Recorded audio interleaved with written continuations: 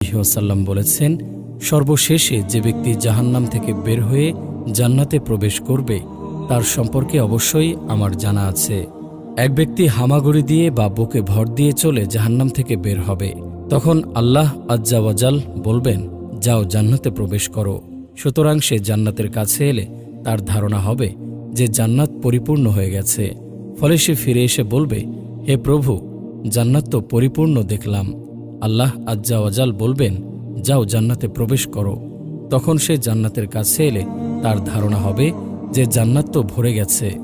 তাই সে আবার ফিরে এসে বলবে, হে প্রভু, জান্নাত তো ভর্তি দেখলাম। তখন আল্লাহ আজ্জা ওয়াজাল বলবেন, যাও জান্নাতে প্রবেশ করো।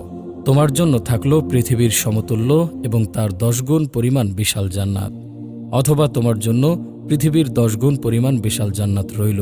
তখন সে বলবে, হে প্রভু, তুমি কি আমার সাথে ঠাট্টা করছ?